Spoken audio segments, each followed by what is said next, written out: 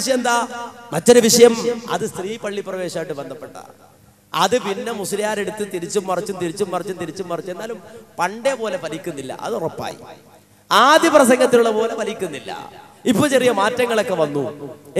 എങ്ങനെ പറയണം എന്ന് മുസ്ലിയാർ തന്നെ ശങ്കിക്കുന്നു. ആയിക്കൊള്ളട്ടെ.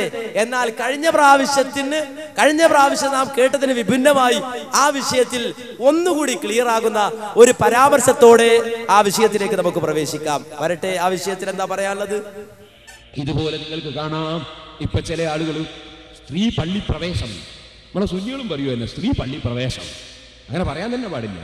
സ്ത്രീ പള്ളി പ്രവേശം അങ്ങനെ ചർച്ചയില്ല സുന്നികളല്ലാത്തവരും തമ്മിൽ. പിന്നെ സുന്നിയല്ലാത്തവർ നമ്മുടെ തർക്കം എന്താണ്? സ്ത്രീക്ക് പള്ളി പ്രവേശിച്ചൂടെന്നല്ല. അത് നമ്മളെ മദ്രസയിലെ ബുക്കിലൊക്കെ ഉണ്ട്. ഹൈലുള്ള സമയത്ത് സ്ത്രീക്ക് പള്ളി കടക്കാൻ പാടില്ല, ജനാപത്തുള്ള സമയത്ത് പുരുഷന്മാർക്കും കടക്കാൻ പാടില്ല. പള്ളി പ്രവേശിച്ചുള്ള മസയിൽ അങ്ങനെ.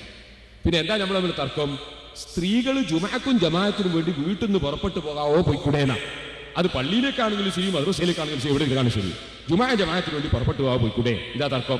പള്ളി പ്രവേശിക്കാമോ പ്രവേശിച്ചുകൂടെ? അങ്ങനെ ഒരു തർക്കം സുന്നികളല്ലാത്തവരും തമ്മിലില്ല. ഞാൻ 100 പ്രാവശ്യം വരെ പ്രസംഗത്തിലും അത് പറഞ്ഞതാണ്.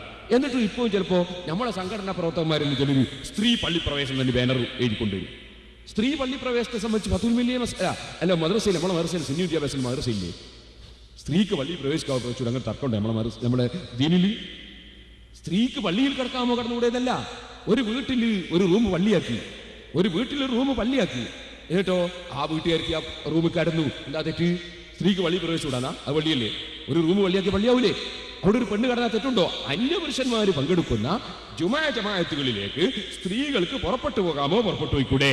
ഇതാണ് സുന്നികളല്ലാത്തവരും തമ്മിലുള്ള തർക്കം. അതാണ് ഇമാം ശാഫിഈ റളിയല്ലാഹു അൻഹു പറഞ്ഞതും ഫമാ അലിംതു മിൻഹുന്ന ഇംറഅതൻ ഖറജത് ഇലാ ശുഹൂദി ജുമുഅ. ശാഫിഈ ഇമാമിന്റെ വാചകം എത്ര അർത്ഥവത്താണ്. ഒരൊറ്റ ജുമുഅയിൽ പങ്കെടുക്കാൻ വേണ്ടി ഒരു പെണ്ണും നബി സല്ലല്ലാഹു അലൈഹി വസല്ലം വീട്ടിൽ നിന്ന് പുറപ്പെട്ടു പോയിട്ടില്ല.